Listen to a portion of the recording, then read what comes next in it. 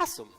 So I'll talk about a number of things. So for those of you who have 5,000 or more, I'm assuming, one more show of hands, how many of you have more than 20 security vendor products in your company? Aha. Keep your hands up. Keep your hands up. How many of you would like to cut that in half? And how many of you don't want to cut it in half? It's okay if you don't want to. Okay, so I'll explain a little bit in the journey. We had over 80 security products when I took this role 8 years ago, and we have been on a similar path as you, which is purely for vendor management, entropy, and significance. How do we reduce that, both using our own products and other things that we go forward, and I can talk about that a little bit as well.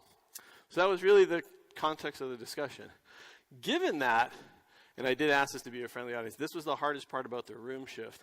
I decided I would do a really simple thing. I would plant 3 questions and $300 bills under your seats, taped under your seats. So moving those here, I'm not going to lie to you, I couldn't find one of the questions. It's still in the other room. So if you quickly look under your seat, luckily I didn't lose the money. You look under your seat, they're gold envelope. They look like that. Thank you, you've made my point. You've all just been phished.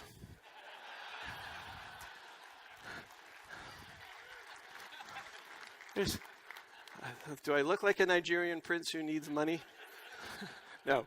So, just to point out the fact that I have the same problems you all have, which is users are both my first line and my last line of defense. And so how do I use those effectively? And I'll talk a little bit about that as I go through the conversation. Did anyone find the envelope, just out of curiosity? So should we try it again? Yeah, no, okay. So I've lost any kind of trust with this group at all. I know that's not a good way to start. We no longer have a rapport and a relationship. I apologize. Okay, so the environment we work in, I love this. This is the beauty of data. It gets updated in a month. What does it show me? Really simple. This is an awesome board of directors slide to show, which is a great picture. There are more bubbles, and the bubbles are getting bigger. It's the easiest way of saying attacks are more frequent and the impact is much larger. That's it. That's all it is. See? Simple. Next. You already know that. What's the environment we work in? I hate this slide, but I put it in anyway. And I'll tell you why. Because it looks like we have 125,000 employees, which we do, 70,000 vendors who are badged people that work in our environment, about just under 600 sites. We used to have 700,000 SharePoint instances, which was always interesting to me because there's only 200,000 people. So we had this 5-to-1, 4-to-1 ratio of SharePoint sites to people. With SharePoint Online, it's much more manageable and under control, which I think is awesome. My team takes in about 20 billion security events a day that we manage and work through with various systems. And then obviously we do an awful lot of Skype for Business. But the bottom line, which is the one which I like but I don't like, because it doesn't tell the whole story. So yes, I have a lot of Windows 10 in my environment. In our environment, we support 32 versions of operating systems, which is not all Windows. So what this doesn't show you is the fact that we have over 500,000 Linux hosts in the company. It also doesn't show you I'm probably the second largest Mac shop in the world other than a small Apple company down in the valley. I also have about 80,000 Android and iOS devices, mobile devices that we manage as well with conditional access. And so people always say, oh, it's really easy because you just run all Microsoft stuff. But the reality is, not only do I run a very heterogeneous environment, I also happen to run this one thing most other people don't run, which is Windows version N+1 as opposed to N-1. So when things like Adobe Flash don't work, it's not supported on the next version of Windows. And so there's this issue with all of our third-party products being supported on a vast array of people who are doing early testing for early components of all of our applications, because we have this model where we try to ensure we use our products early and first, including our vendor products like SAP, on a platform that technically wouldn't be supported, that you would never do. But we do that to ensure that when the product does ship, hopeful that it both has the feature set and the scalability and deployability of the things that you would expect as an enterprise customer. So this is just sort of the environment to give you a backdrop of why we built and did some of the decisions in the programs that we've built inside of the company. And you'll see that most of our SharePoint stuff is in the cloud.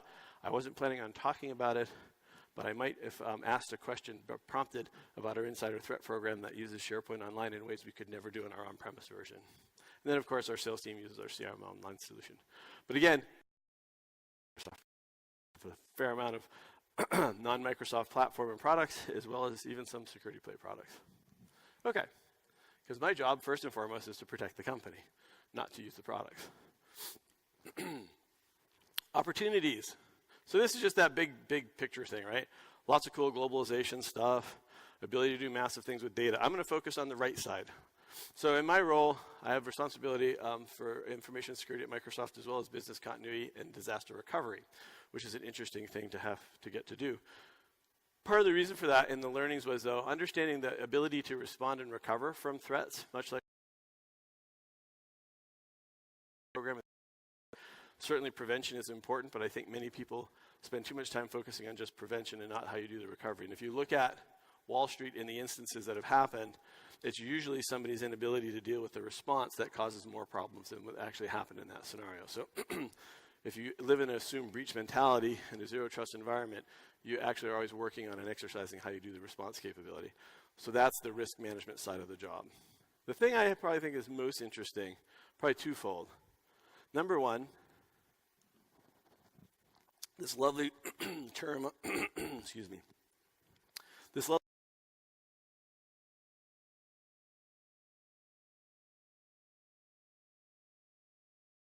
super clear. However, there's a certain trend going on globally around where data should live and data sovereignty within country borders. And so to the extent that that is to help the constituents of said country or users of services, that's fantastic. To the extent it's used instead as a model to keep business inside boundaries becomes a very interesting and fine line to cross, because you lose all the benefits of the scale if you do that. So I said we have 596 locations. I can't have 596 data centers. It's just not possible. It's not economically feasible. So I worry about how do you ensure and provide geographic border.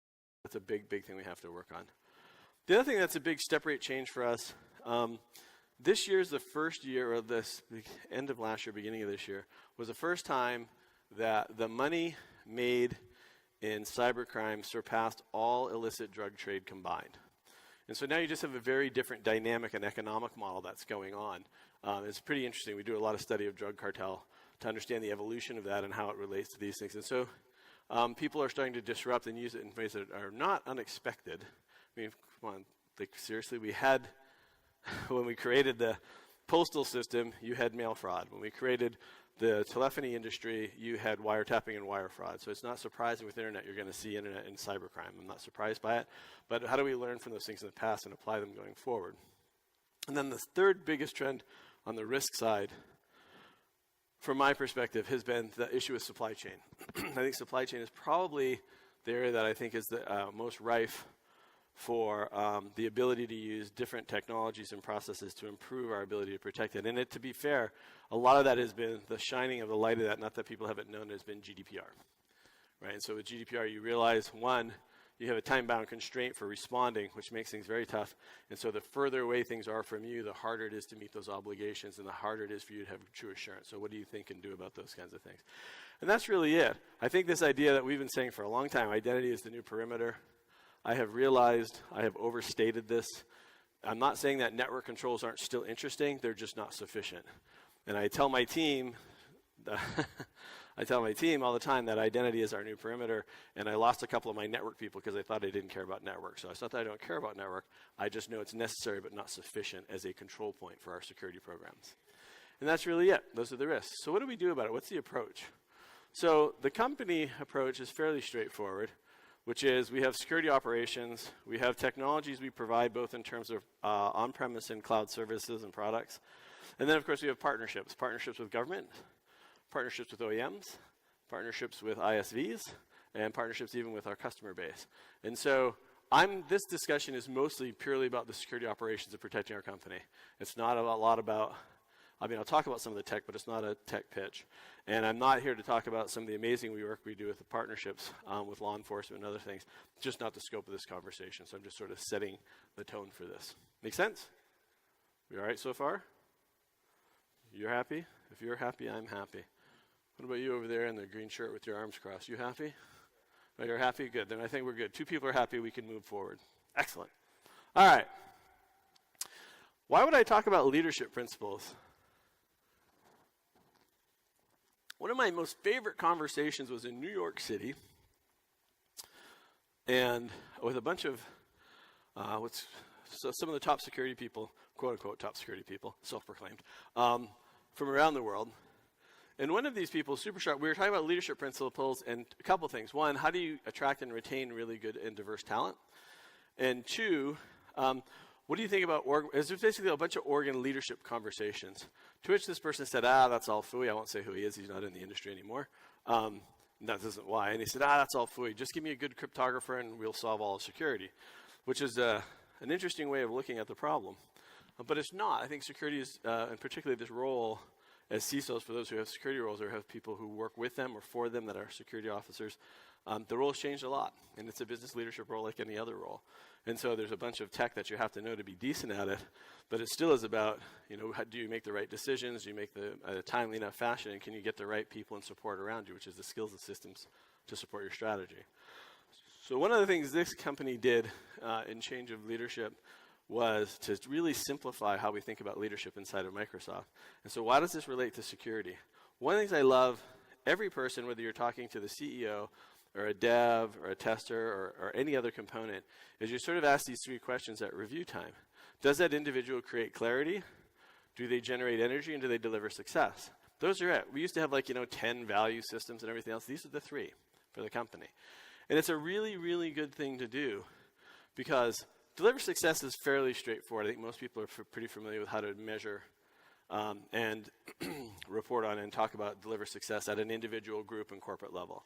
But the idea of creating clarity and generating energy, and create clarity from is a big deal, which is to synthesize the complex, ensure a shared understanding, and define a course of action. And so I looked in the mirror and I said, what am I doing with regard to this? How am I doing as a leader in terms of that with the program we built? I have an amazingly smart significant other who reminded me on numerous times to put down my .5 leaded engineering pencil and get out a crayon if I want to be more successful. And it was actually a really good point, which is if you start drawing with crayons and you make things simple, it was just sort of the simple analogy is if you can get 100% of the people to buy into 10% of where you need to go and do, you're better off than 10% of the people understanding 100% what you're trying to do. And in security, I think that's really true. We have over 100 different services and programs my team runs, but I was just confusing our user base and our engineering population with overly complex design and systems and trying to make everybody a security expert. Everybody needs to care about security, but it's not everybody's job in terms of direct responsibility. So what is that? So we said, hey, what if we went back and tried to do this, generate clarity, get out a crayon, and synthesize the complex? And so what you're going to see is a result of that work. Now, I asked you at the beginning, and you've been very participatory, so thank you. And I know I have no reason to believe you'll engage anymore after what I started this with. But let's just assume I did. How many of you, show of hands, believe you're overpaid to do your job? Yeah. How many of you have your manager sitting next to you? This man is overpaid. I want to talk to him after. How many of you believe you're underpaid to do your job? It's always interesting. How many believe you're paid just right? This is awesome. So, it depends on the day for me, whether I'm overpaid or underpaid to do my job. What I'm about to show you is a very monumental moment for me because this is the day I feel I was grossly overpaid to do my job, which is great because I don't feel that's that often. So, simplify the complex. There we go. This is it. 100 and something programs, and I realize it's not. Like we have a lot of people inside who are arguing, and you can imagine who. If you just have strong identity, why burden people with managing devices and device health and group policy and all these other things? And why do you need all that data and telemetry? And so we realized that while the end goal of what I do is information protection, ultimately that's what I'm here to do for the company, it really only is based on three big things that have to get done. It's these three simple things. If you connect to any of my services or systems on-premise or in the cloud, mine or someone else's, you have to have a really strong identity. And it has to be multi-factor auth. It's just simple. Simple to say, not so simple to do, but I understand that. Number two, if you have great identity, make sure you're coming from a healthy device. And again, I don't have all Win10, I have all kinds of different devices. So how do I ensure the device is actually healthy when it gets to the system? And number three, remember the 20 billion events I had? It's critical that I get the data and telemetry from either the services I build or the cloud services I consume or the places I go, so that I can use that analytics to, one, both improve the user experience and the systems and tools we build, but two, most importantly, for what I do, I can protect it, because that's where we get all of our really good machine learning and AI applied algorithms to the large data sets that we have. And before the cloud, even though I have a reasonably large organization, the ability for those things to be accurate is not as good as they are when I combine it with all the cloud data and put the two together and marry them. And so the idea is, how do I ensure I have that? So those are the three things: data and telemetry, identity, and device health. And then it's all built on a risk management platform, which is how I prioritize all the work that I go do, because I have a much longer list of work to do than I have resources. And so how do I make sure I'm working on the right things at the right time, which is just a leadership discussion. So this is really simple. But the key to this is, how do we map that back to a way that maps to the services? Now, here's the part that's overpaid. Many people would say, well, we're just going to do really strong identity and give you really good, but the device health thing has always been this funny issue. We could have lots of discussions about MDM. I would be happy to do that. I might do that on Wall Street a lot. But then we said, we're going to make a graphic to make it super obvious to our executives, which apparently I'm you one of. That, oh my God, the build went away. I love that build. I want to do that one more time because I love that build. If we break one leg of the stool, and we add sound, all the information falls to the floor. This seems really simple, but it turned out to be super helpful in having conversations with a bunch of people. So we take those 5 principles and map them to all the services we run. And so now it's really simple. This is just a DevOps model. Those 5 things you saw: risk management, identity, data, device health, data and telemetry, information protection, are my 5 investment pillars. Every single thing I do falls into one of those categories. Some fudge a little, but they all fit in there. And so you go from hundreds of services to thinking about it just like you think of building product, which I was the CTO before this in the product division. And it's really simple. You're vision-led and you build product. And so it doesn't matter what company. You don't have to be a tech company. That's how things work with the DevOps model. So we have 5 investment pillars, and we treat it like running a factory. These are the 27 services I need to run the factory. Some span those. Right? Examples: business response and crisis management. Yeah, and Maria, that's my team. We set up 7 different things because we had a lot of natural disaster this year. Identity management. What are we doing around administrator role services, auth, cert, provisioning? This is all the stuff, if you were a car manufacturer, you use to run the factory. It runs forever. I don't put this in the run, grow mentality of IT. It's not a run, grow comment, but it is the things that it's not an accounting exercise. It is just an exercise in the team and understanding what we do and making sure we have shared understanding. Data and telemetry are critical for me. Probably my biggest investment in the last 5 years is building massive data and telemetry systems. So we take in 470 different source feeds for our intelligence system, store those, and then parse those back out against all the services and products in real time and what happens in that space. We continue to enhance monitoring. And so again, made big investments 7 years ago on that. And then a lot of work around insider threat and threat intelligence this year were some of the big things that we were working on. And then, so this is why information protection is interesting to me.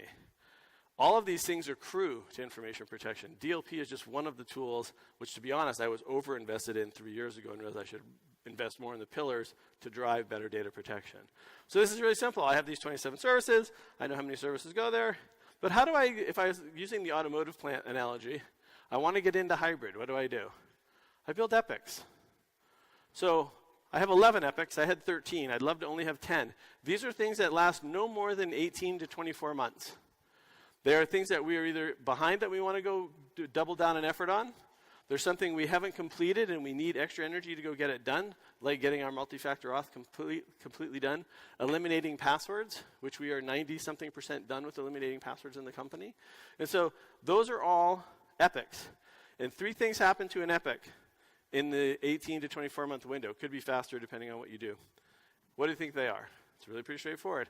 An epic either becomes its own service down below, right? So again, when you do hybrid, do you become part of an existing line? Like, does Taurus just have a hybrid line, or does it become its own line?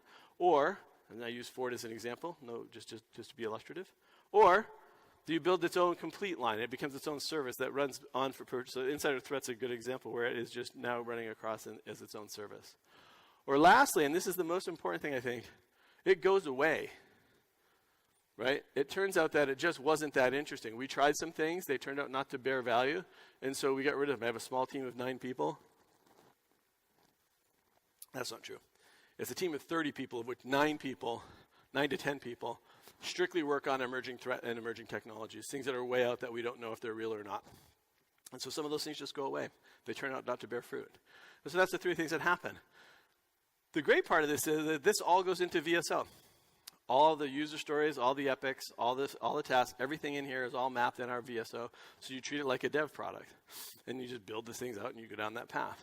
So that's really, as I said, it seems really simple in hindsight to do this, but it's been really helpful to ensure that every stakeholder in the business, whether you're building Office or Dynamics or SQL Server, it's super helpful for them to understand where these things are, what we're doing and what we bet on, and what priorities we need them to do regarding data telemetry, identity, the information protection, and of course, the device health.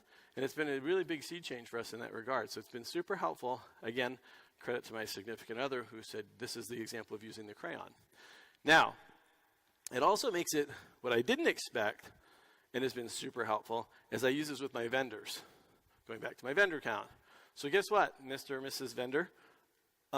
Show me on this path where you're going to make me either more efficient or more effective. And if you can't, then there's no reason to have a conversation because I'm already down this far on this path. Or if you think there's something I've missed, then you can go work with my emerging team and let me know, and then they'll come back and tell me whether it's really interesting or not. And so it's been super effective in how we work with and manage our vendor relationships, including, of course, Microsoft is a vendor. And so I would encourage you to use that with us too. And so these are sort of the simple things. Make sense? So, overpaid, underpaid.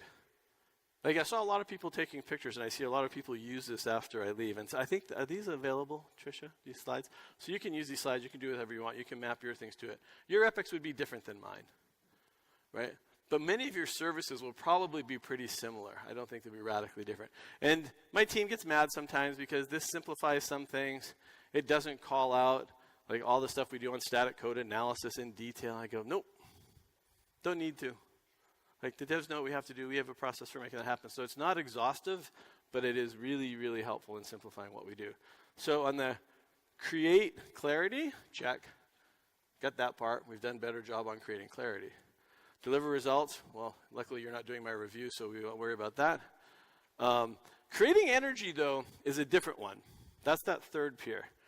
As security professionals, I create a lot of energy. Some energy is good. Some energy is not so good. So I haven't figured out that. Maybe next year I can come talk about the best ways to create energy that are good and bad.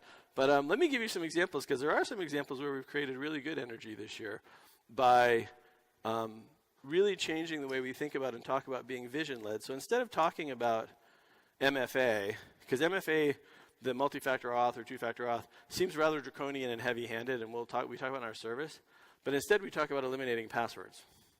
And eliminating passwords for a user is an awesome thing. Telling users you're going to implement MFA is not an awesome thing. It's just general social reaction to those kinds of things. And so let me walk you through a couple of examples that I think were helpful to us in learning this in the security perspective. And let me start with the question that I get most from customers, which is the journey to the cloud, because the security people would always say no before a lot of other people on their journey to the cloud. So remember the backdrop.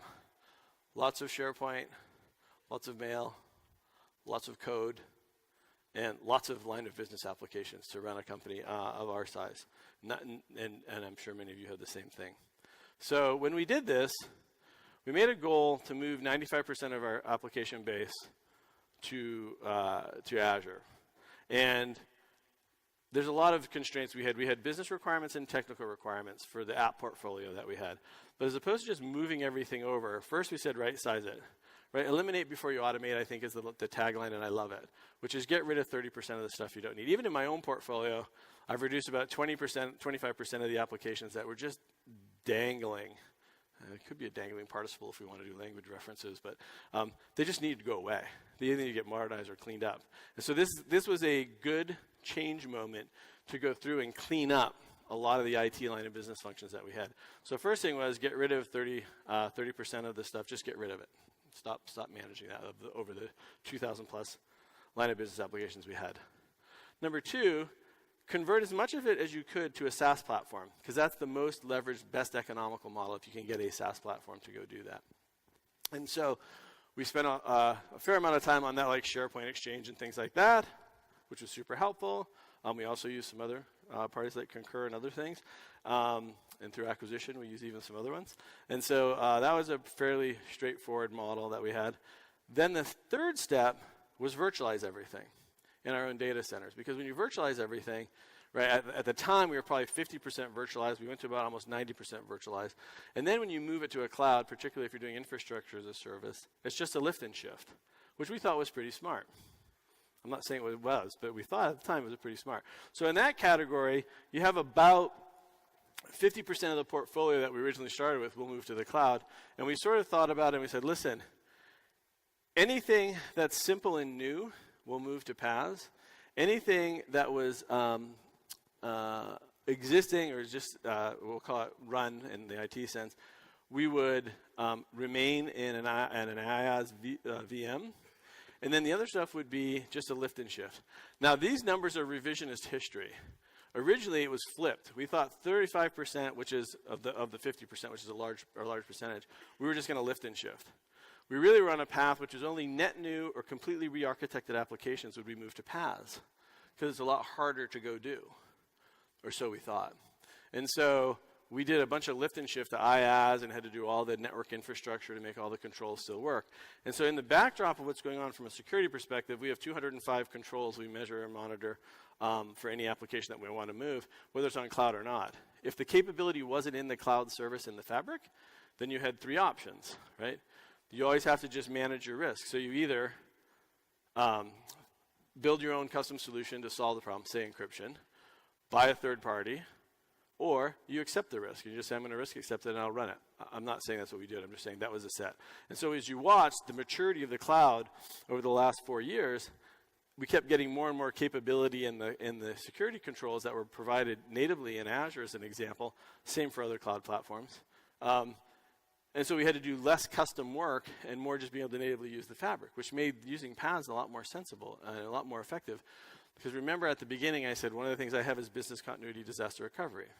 So when you lift and shift an IaaS application into any cloud provider, you don't really get any of the true value of the elasticity or the geo-redundancy of a cloud.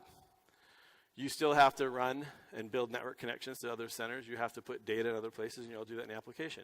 In PaaS, you just check a box. And you say, I want this data to be living in this geo-fenced area. Make sure your listens. And you get all that benefit for it. So we over-functioned on the lift and shift VM stuff and didn't do enough directly to PaaS. And we went back, and that's one of the biggest lessons we learned, particularly in any web application. The amount of effort it took to move an on-premise web app to a PaaS app was so small, we should have actually targeted that first. And that's why you see the numbers here. If I was to do it now, 35% of our stuff would have just gone straight to PaaS, and we'd get all that benefit of the geo-redundancy capability, the failover capability, and all the other things that come as part of a PaaS service. So that's fantastic. And then, of course, there's about 5% of the stuff that still remains on-prem. And so I love my customers. They're awesome. But every time I made this one statement, it would always come back to me back channel. Why do you tell customers you're going to leave 5% of your data on the cloud? I said, well, because I am. There's certain problems that I have that just don't make sense for me to move over. I have a Genesis problem. I have an identity system. If I was ever to lose the back end of a cloud service, I'd have to rebuild it from somewhere. And I can't rebuild it from the same place. Right? So I'm going to always have that system, that capability that will be our on-prem solution. It says nothing about the cloud service. It's just a simple physics problem. So we have that capability we have to go do. And so there's some things we'll leave there. What I did say, where I think I was probably wrong, well, I wasn't probably wrong, and I'm sure a friend of mine in the audience is writing this down. I was wrong, was I thought we would move our SaaS instance because business need and security, obviously our financial systems and people stuff is really important to us, would be one of the later things for us to move. But it turns out SAP did a much of amazing work with us on Azure, and we also moved our SAP instance to Azure as well. And so that's also a cloud service. And I would have thought that would have taken us longer to get there. But so that was number one, do PaaS earlier than you think. Number two, as I said, there's this line, I really should show it to you. It's a graph of all the capabilities relative to our controls that became native in the cloud service. But if I showed you the apps that transitioned, they diverge. More controls, easier to move app, number of apps moving, asymptotic flat line, logarithmic view at 56%. Never got over that, didn't get past the mark. Why? Because for a long time people say, oh, the security team says we can't do it. And I go, no, I never say you can't do it. You can either fix it natively, do extra work, or risk accept it. It's your choice.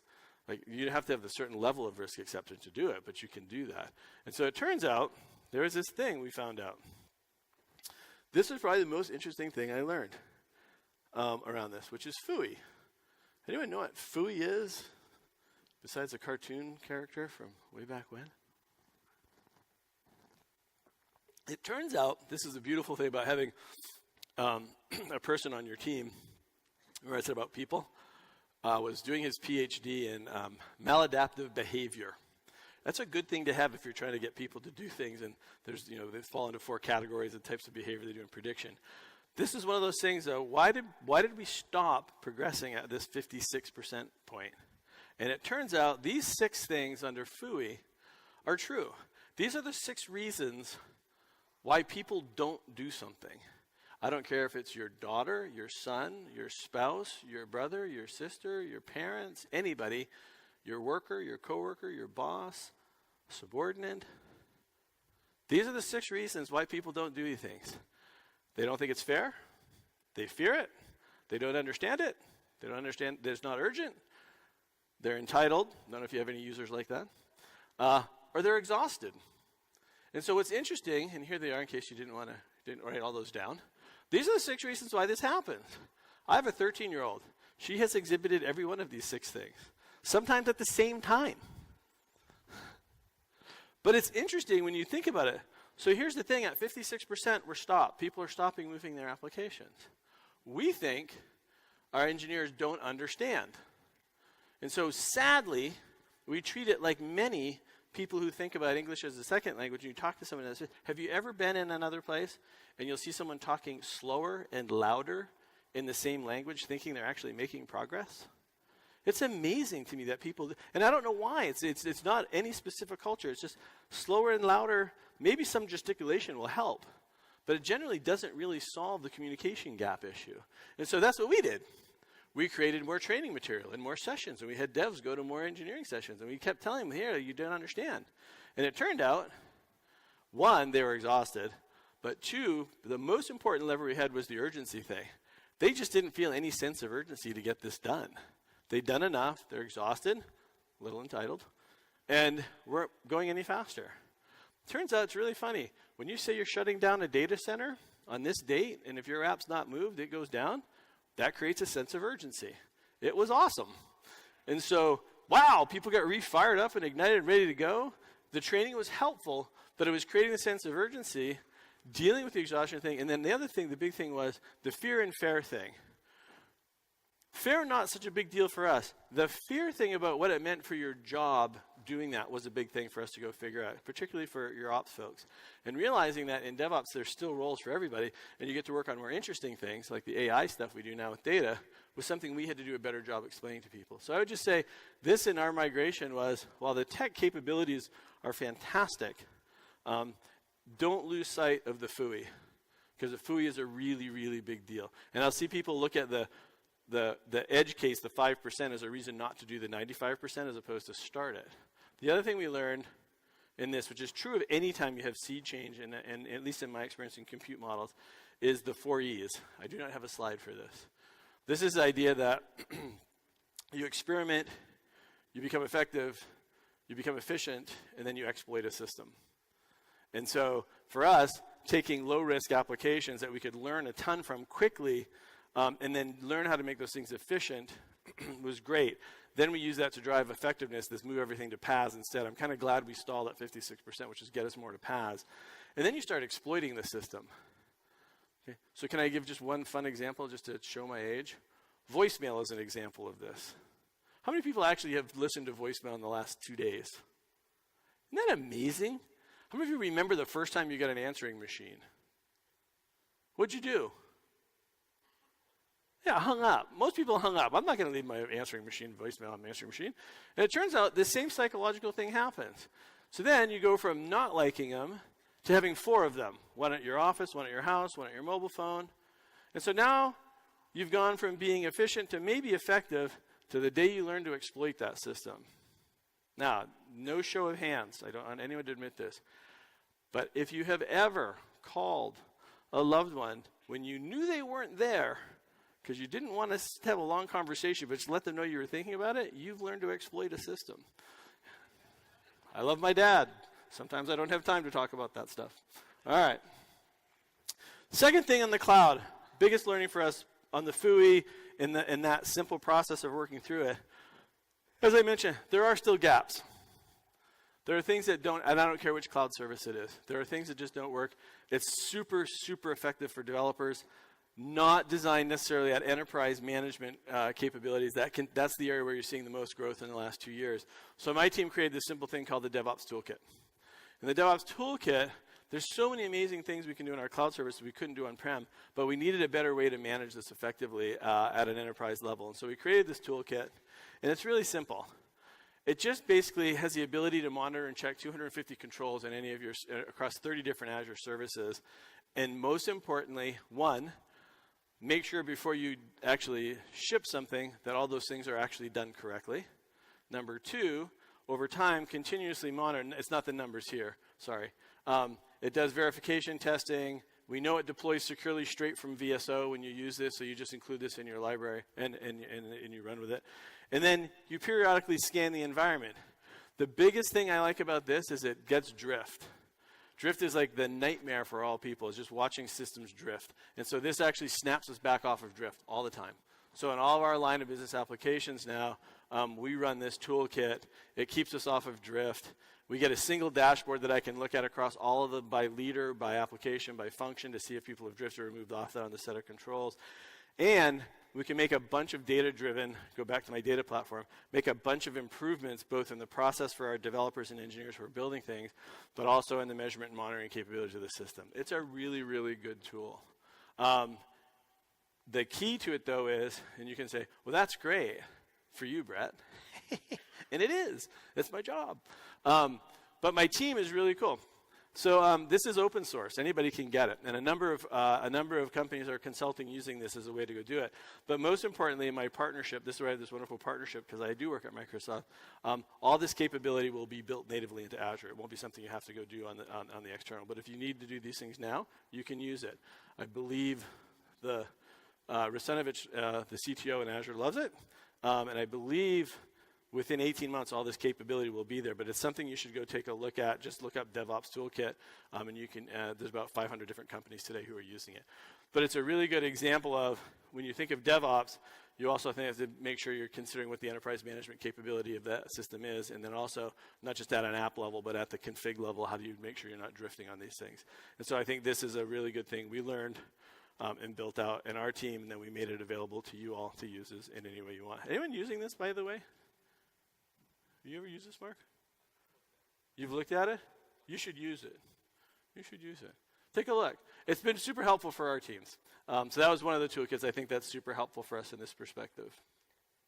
Another one is big. So remember the stool. By the way, the DevOps Toolkit actually plays against all three parts of the stool. It's data and telemetry. It does a bunch of identity work for us, including alt accounts, as well as a bunch of health attestation. On the securing, in the pure identity space, I'm going to spend a few minutes because I think, I don't know, our data would show us a lot of people have overly entitled administrative privileges in their environment. Nothing. You guys all get locked down and handled. Awesome. I will tell you, we saw a massive opportunity to increase our security of our administrators, and in particularly in the DevOps model, where you have a lot of people who now have admin access because we're doing real-time work in production systems. And so how do we want to go down that path? And so there's a couple of ways to do it. I'm going to talk about two things that we did inside that I find interesting. Some of them you may want to do, and some of them you may not. Because I won't lie, some of these are expensive. And so it just depends on how you think about what your risk level and risk tolerance is. And so as an example, let me go back for a second. Number one, just like we did on moving apps to the cloud, get rid of people who don't need to, just get rid of the over-entitled local admin account stuff. But you just got to do that. And so it's a grind.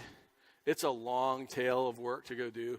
But it's there's lots of ways using FUI to motivate people not to need their administrative accounts. And there's things we need to do in systems, so you don't need administrative privileges. I'm not confused by that. But so we took the same approach, which was, number one, reduce the number of standing admins. Number two, if you're going to be a standing admin, either vault or JIT into the system. Number three, if you're going to vault or JIT into the system, so you have less people with standing privilege, people with less time with a better audit trail if they do have to be in there. And if they have to be in there, they're on a separate identity system for production than we do for everybody else. So we have completely different identity systems to reduce blast radius in the response side. And in addition to separate identity system for us, so again, the funnel just gets smaller and smaller, right? Less people, less privilege, less time, better audit, and then lastly, this super secure device. The only way they can connect to it is this really ridiculously secure device. It is not a device that you'll want to give to your average user. And so I'm going to walk you through that scenario, the stuff we built there. Okay? So securing the administrators. First is remove a lot of them. Seems obvious. This is not clicking for me very well, which is probably okay. There we go. Just need a little flair. Nice. I still got it. So you'll see here, too many ads, too many admins, and too many ads. Credential theft, walk down the path. So for us, was to get to 0 persistent admins in the environment. No persistent admins anywhere in the environment. Then MFA, and then alt accounts and JIT everywhere for production systems. And again, we chose administrator first. We'll do the same thing for dev. But first thing was anyone who has admin privilege to any of the environment. Obviously, malware and phishing. As we started this session, we know people are still susceptible to those things. And so making sure that we did whitelisting and code integrity on the devices. For mismanaged passwords, our ultimate goal is get rid of passwords, but vault. And then in the deployment threat, secure the supply chain. So in this scenario, what I'm talking about is, so we built a set of devices and an ecosystem to manage anybody who touched production. So any of the systems that you count on us for cloud services, this requires, which should make you feel better about the things you're putting in our environment. But it's not, so the environment is, the OEMs have to build a special image for us in this case, and you can do these, that the people can flatten and rebuild and always have it secure the whole time. It's never a chain of custody. At first we had to do it by hand. We would take it in and we'd white glove every box. We changed the manufacturing process so that we get the bits, and they from pre-boot all the way up through, nothing is ever intercepted or done anything, so we secured the supply chain in these things. Second, again, all using non-production user account systems, all using the separate identity system. Third, they only run signed code, including scripts. So the device is extremely locked down. It's in the main portion of the PC in the host, and only signed code. Awesome. Can only talk to a certain number of network connection points, which we control, which whitelist everywhere you can go, because you do have to do some things on the internet. And so we whitelist VPN and monitor all of that. The system that collects all the data for these services is it's a level 4 data center that we can't even go into. Only data gets exfilled back out of it for us for doing monitoring, alerting, and capabilities. And the whitelisting is probably the hardest thing, especially for the engineering people. And so what you do is you build this machine that has this incredible lockdown image and has to be pinned back through a bunch of environments to make sure that everything works. We're a global company, so we have to have 3 of these data centers running. The third one's coming up in Asia, so we don't have latency and network time for people running through this stuff. And then we build a VM, which is the InfoWorker VM, because while you're doing a live site action, you still have to do some things in your mail and other things, so you drop over to the VM. So the main host is completely locked down, and then you have a VM that can go run that. It's a system that we built. The expense side of it is the data center side, and we're working with the Azure team to build a service that you could go do this, and we think that'll be, if customers find it interesting, we'll build it for them. But depending on how much you want to take care of your admins, this is a pretty good service to go build. And even if you take a few of the things out of it, this is where, to be fair, we originally were just going to run a separate machine, which is any production person, you just carry a separate device. Our users got very upset and said, no, I don't want to carry 2 devices. We only want to carry 1. And hey, we're going to put Hyper-V in Windows 10 anyway. Why wouldn't you just do this virtualization model? Which we did. But we learned a lot. 30 of the 31 bugs I found had nothing to do with the security stuff. They were just things that Hyper-V was designed for servers, not for roaming laptops. And so it turns out there was a problem with network protocols and transitions, and we worked with the industry to go fix that. So there's some pretty cool stuff that you learn that make just, the other really fun thing we learned, which has been great, this is recorded, right? Okay, so let me tell you something we learned in an appropriate way. Virtualizing a laptop is a lot different than a server. We're going back to I'm getting overpaid for saying, this will get me what did my daughter say? A gold medal in the Olympics of yes, we know it's harder. The big thing though, a bunch of things that while we thought about it, hadn't really made sense to us. Like when you run an InfoWorker VM and then a main host like that, there's no way for the InfoWorker VM to talk to or be aware or have any arbitration what goes on in that. So when you run, for example, Skype in your InfoWorker session and you want to use hardware acceleration, you can't. And when you want to spin down a battery for power saving, you can't because you don't know what another VM is doing. And so battery life on these machines was half. So there's a bunch of really cool work that we have to go do now to make that scenario work a lot better. So there was some trade-off in doing it. But again, the learning we got from how to improve the virtualization capability so people could use it for all kinds of different things was pretty amazing. And so this is one of those projects, again, we can give you more detail on it, but I think is a super interesting part of how we think about the problem. And this is just a quick view of it. So,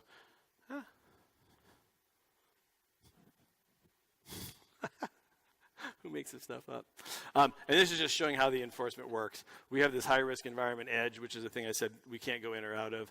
And then we just do a bunch of network ACLing and a bunch of IPsec. And we run everything through a VPN. And everything is just, the easiest way to say it is everything's just locked down. It's crazily locked down. So you have IP-based isolation. You have machine identity. Because remember when I said identity is key, it's not just identity of user, but identity of device and identity of application. And so the machine identity for us is super important in this. The machine identity is locked to a user. You can't transition it. Someone else can't log into it, right? Okay, and then user identity, and then the health and compliance state all the time on the perimeters. We always know what the health and compliance of it is. If anything happens in the supply chain, for example, when Meltdown and Spectre happened, this was the first systems we went and updated and blanket and mass finished and fixed those. So that's a big part of that. Okay, that's the SAW. I like the SAW. I'm sure everyone liked them as much at first, but now they love them. Now, how do we get rid of passwords? Eliminating passwords. Now, I know there were some announcements today or yesterday about the authenticator being available. We've been using that for quite some time. In the Learn, Share, Connect model, originally, as I said, we used to keep talking about this as MFA, and people didn't really like that view. And then we realized, even with the SAWs, don't let perfect be the enemy of good or better. And so many people may not do all the things we did in a SAW, but there's a lot of things that are in there that you can use that don't, there's this sort of incremental cost and return on value you'll get, and just depending on how your risk tolerance works. But in passwords, we changed the way we talked about it. I said, listen, let's start thinking about eliminating, and we'll keep calling it eliminating passwords because the propensity for people to change paradigm is tough. It's really eliminating prompting is one of the first things you want to do. And the reason why I differentiate this is when we started thinking about this as two paths. One, make the user experience not have passwords, but there's still passwords underlying the system. It's the same way you do machine-to-machine identity today. There's just a really complex password that's applying to the machine, and it goes back and forth, and they authenticate all the time. So why don't we do the same idea for users? And there's a lot of things you have to go do in this, which, again, having someone who does a lot of social engineering and has some sort of sociology or psychology degree and that you can work with on how people behave is super helpful in these conversations.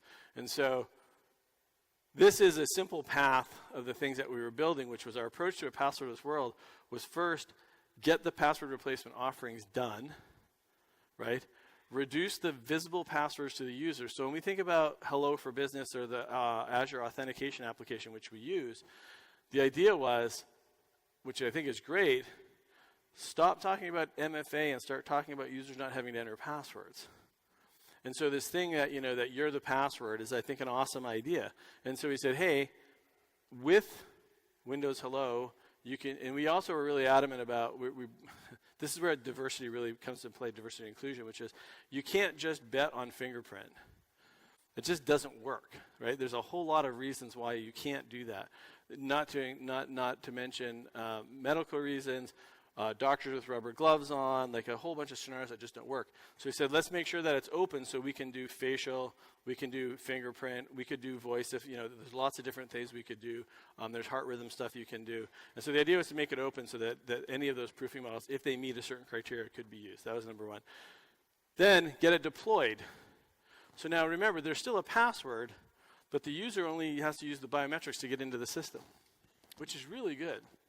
And so once we separated the two problems of the system level, and this wonderful man who works on my team who's here, who may be in the room, he always says, we're not going to get rid of passwords for 5 years. I said, yeah, I know. As the AD administrator, that is true. There will still be something behind it, but our users won't see it. They'll never know it's there. So I get better security. I get a better user experience, and eventually we'll get to where there's no password in AD at all. It'll just be a cert there, and so we'll get to that model. But don't wait 5 years when you can make everyone's lives better and get better security in the meantime. So this idea of, okay, so now we get Windows Hello. For all of our non-Hello enabled systems, use the Authenticator on the phone app, which is a great thing for us to go do. What was interesting and we didn't expect was people's reaction to not seeing a password prompt.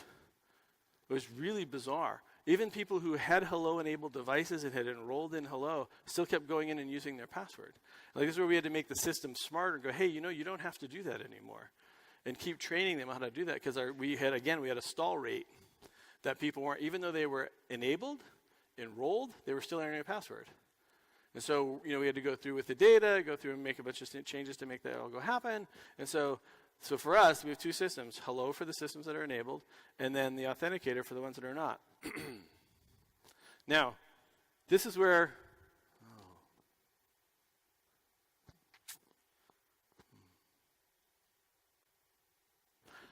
I'll tell this story, why not? Many of you have seen some situations that have been going on with SMS spoofing and messaging that's been happening.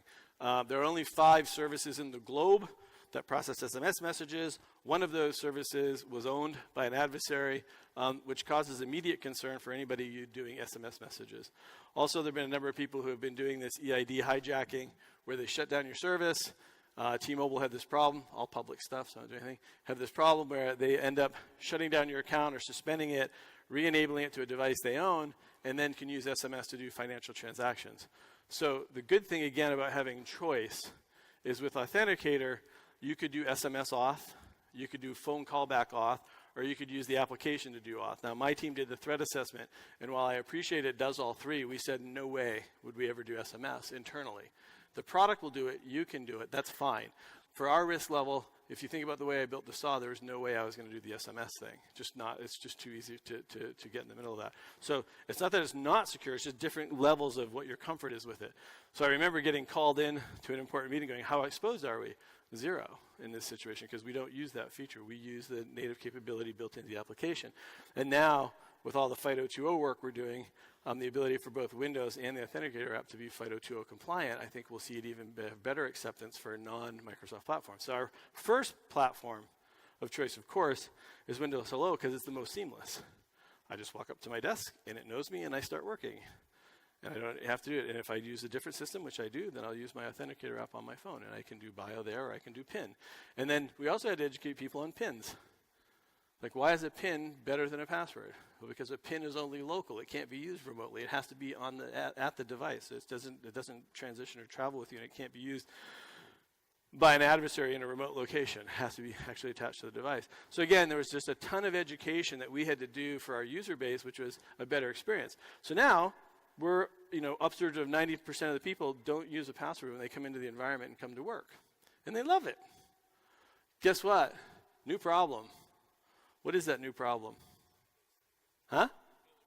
No one knows their passwords, right? Number one help desk call for most companies is password reset calls, right? And so you get self-service password manager, which we have one and everyone has them, and that's awesome. And you redirect people to go do that. And so, yeah, people forgot their passwords, which is a really good problem to have. I wish I had this shirt. It said, I'm going to wear it next time. It just says, I drink because your password is password. And so it's a great shirt for 2 reasons. 1, it's funny, and 2, it allows me to drink. So They're never going to let me talk here again. But again, once we separated this thing about that you get rid of the prompting for the users, that's fantastic. But so then we did this work and research and figured out, hey, we know they've forgotten passwords, and we rotate approximately every 70-something days. And we said, what would it take to just not do that rotation anymore? Because a lot of the research will tell you it doesn't really work. It's a bad idea. It's like putting rock in a river, just the water goes around it. And so I think this month, what month are we? September, yes. This month, we transitioned our password rotation policy to be once a year, not once every 72 days. And we will be more secure because of it, which is awesome. Now, here's a little lesson I learned. If the people here from Microsoft, I could have just said we don't have to change it at all. We could just leave it for as long as you're here, and assuming there's no reason to reset it, other reasons to reset it. And I learned I won't explain the whole story that I learned from our CFO, but I realized people were so happy it was going from 4 times a year to once a year. There was no point in telling them it was forever, because if I ever had to retract, it'd be really hard. Now, if I can get past a year, they're really happy. Then next year I get to tell them again, hey, we're just going to turn off the rotation altogether. I've made them happy twice. That's a good thing. It is a simple lesson I learned, but it is really important. And it is funny. We'll do our exec retreat. Say, hey, this is the last time you're going to set your password, barring any situations. It creates great energy. That is one that creates really good energy. Now, it turns out, though, in order to do that rotation change, which we've wanted to do for a long time, we needed something you could only do at cloud scale. So let me take a second and share with you about, because many of you are thinking, that's crazy, you shouldn't do that. Or maybe you aren't, I'm not sure. Yeah, you probably are. Let me talk to you about how we get to our full security promise, which is, and more importantly, how we can do this password change and why it took me as long as it did. Password spray is the problem, right? So this is this issue, and I'll walk through it quickly. I think there's a lot of build in this thing. This was, again, identity is critical for me, and password spray is the thing I'm most worried about. So the idea is you basically have 3 types of attacks you'll usually see that have been pretty prevalent. I think you're all pretty familiar. Brute force, just throw everything at it, super loud. Almost any system's going to pick this up, right? So that's pretty normal. Dictionary, which is you just use a combination of common words, multiple guesses against a broad set of targets, also fairly loud. Remember my data and telemetry piece? This is still a pretty loud thing. You usually see it happening. Password spray, on the other hand, is not loud. It is a low and slow technique that is very effective, that preys on people's ability to be predictable, which is that essentially you go after a small number of really common passwords on a very limited try per account basis, so it just looks like a failed login. So I would go after your account twice with, so we're in Florida. Tampa Bay almost won last night on the football game. So if you're from Seattle, we have a football team there. For people who are not familiar, this is not the world version of football, the American version of football, called the Seahawks. And not surprisingly, capital S Seahawks 2018 is a complex password. A lot of employees that live in the proximity of said team use that password.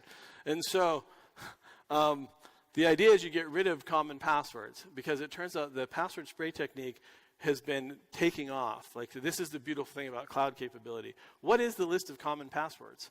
And when you do 400 billion auths a month without violating any privacy rules, you can learn what really common passwords are. And so you can build a common password list, you can feed that into your Active Directory or Azure Active Directory, and you can ban those from being used by your user base.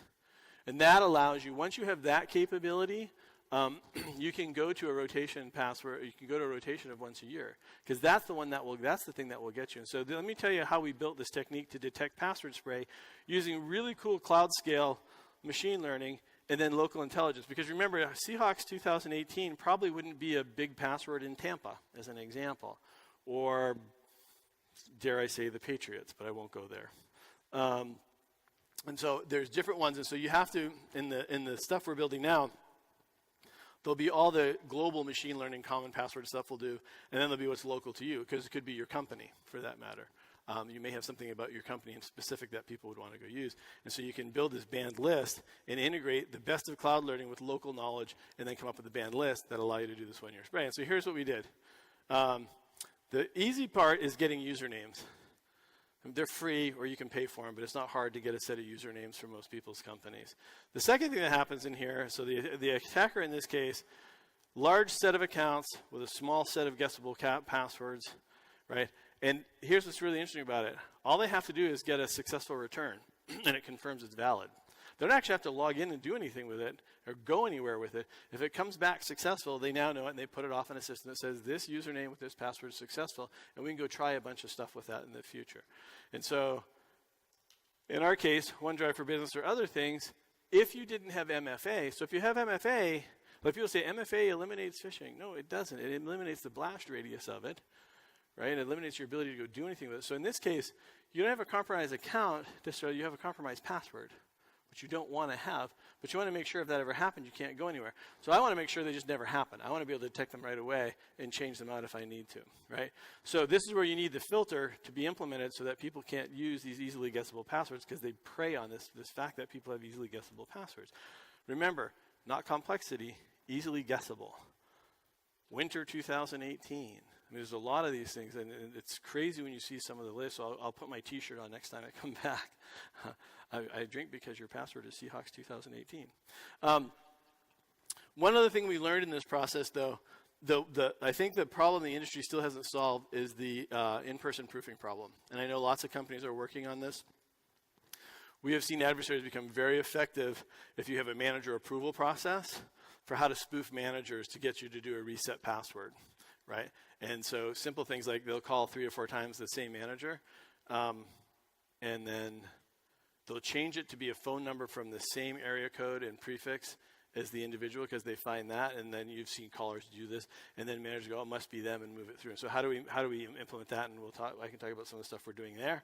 And then lastly, if you have the password filter, you have MFA, you have strong proofing, then you're really in a really great state. And so this is the stuff we were building. This is, I don't know how, getting the password list is something that's in preview for you today. The ability to tie these two things together will be something you'll be able to do right away. But the thing that I find really frustrating in this, and I'm not here to pitch Secure Scorecard, but when I look at the results and I look at the number of people that don't have MFA enabled in their company, it's just mind-numbing to me. I realize the idea is don't do MFA, make MFA frictionless like the stuff we've been doing. We can still do more work to help. You have to do that. Because if you can't stop the password spread, you can at least stop it from going anywhere with MFA. I mean, a password's useless if you have that scenario built out. And so this was a simple model, which all we did was take all of our both our failures and our successes in ADFS, feed them into the Active Directory via Connect Health, the ADIP stuff that we use today, and then we just have algorithms that detect the spray attempt. So now I see every attempt that ever happens, which is awesome. And I know exactly where they've gone after. And I can also then, with orchestration and automation, I can say, hey, we think you may have an issue. We're just going to reset your password anyway, just to be sure. Even though they can't go anywhere, I still want to make sure. I'm paid to be paranoid, so that's what we do. But how do you automate it so it doesn't take a lot of operational cost and keep you in that environment? And then we just roll this into stuff that you'll get to go use. But you couldn't have done this with just, if you have a massive AD of your own, you couldn't do this. You have to have cloud scale authentication to get to these lists, to then integrate that into your local stuff to make that actually work for you. And so it's one of the examples where this cloud stuff is pretty amazing. And then we do a massive enrichment and investigation against these, both using this big data platform I mentioned we use. We also take our phone auth and registration data and pump that into the system. And then the O365 threat intelligence, which has been super helpful. And as they mentioned here, we now have one platform. So my analysts don't have to use one for Office and one for Azure. We just go to one platform for all our hunters. And again, taking all that signal and driving that back to where a year ago, I had to explain to our board about what my concerns were about password spray, and now I feel very good about where we are with password spray. I never feel we're great. We never have every problem solved, but we have capabilities that just weren't heretofore possible without cloud and some of the stuff we're doing. And so with simple MFA, you're off and running. And so that was one of the other examples I thought was kind of cool.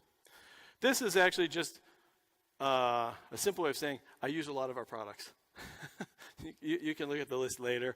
I will tell you that the Defender ATP is the tool that my Security Operations Center, and now the integration with Office Threat Protection, is the tool they most love as far as getting intelligence and working on that Second most valuable tool is we built a private system for collecting WEF events. You shouldn't do that. Defender ATP will do all of that for you. And so I feel pretty good about that. This was really just to tell you that we use a lot of our products. We like them. I love Defender ATP. I love AD. I love ADFS. O365, now with their scorecard and some other things, I think are doing a great job. Our ability to do MFA in there is great. I had an interesting conversation at RSA last year on an elevator. A forensic threat firm based in the Silicon Valley happened to be on the elevator. Although I know the CEO really well, this person didn't know I worked for Microsoft and was touting about Office 365 and 2FA and that not being on. And so I decided to, be nice. Tell me a little more about this undocumented API you're using to do your forensic analysis. So he walked me through it. It wasn't undocumented, but it was a very cool piece of analysis. And I said, well, what is your recommendation? And he goes, well, here's what I think Microsoft should do. I don't understand on the MFA why they don't charge for it. Now, I don't know anything about our licensing, so I apologize. But I'm assuming there's some place we're charging for something, right? Because we charge for something, I have a job, so thank you for buying our products. I am a cost center. So I thought he was just saying we should start charging for it. So I thought, maybe I should bring this to the business meeting. What's the appetite for eliminate passwords? People might pay for. Enforcing 2FA? Probably not. But I'm thinking about it, and then he throws the kicker to me. He goes, no, don't charge for 2FA. Charge every customer who doesn't turn it on for 2FA. I said, okay, that's brilliant. There's no way we could get away with doing that, but that is brilliant. He goes, help people from shooting themselves in the foot. So, man, that's why we use these things. So with that, I wanted to spend a few minutes, as I said, talking about how we simplified the strategy, our approach to protecting the company, and just give you some examples of when we step back and look at being vision-led and creating visions like no passwords or secure the administrator stuff that we were doing, or even the DevOps toolkit. Some of the capabilities that you either can go get today that go beyond the products or that will be integrated in soon that are awesome. I think they're very good. I probably should have done a comparison, but I didn't want to do a compete comparison. I do think it's really important, though, in the role that we do have to honor the past. Like, I hear people say, why would you ever have done that? Like, why would you count on firewalls to solve all your problems and not think about other things? Because in the past, that was the right thing to do. It's operating system agnostic. It's the single choke point. It's why you use procurement for contract negotiation, because you have a single choke point for those things. And so be fair about the things that happened in the past. We have legacy. I have a ton of legacy. I have lots of legacy that people don't realize. And so how do you isolate legacy or deal with legacy? How do you move people forward? So I don't want to just throw the past away. Be honest about where we are now, right? The threatscape's changed a lot. This supply chain thing is going to be a real problem. And I think we're going to have more work to do. I didn't get to spend a lot of time on what we're going to do there.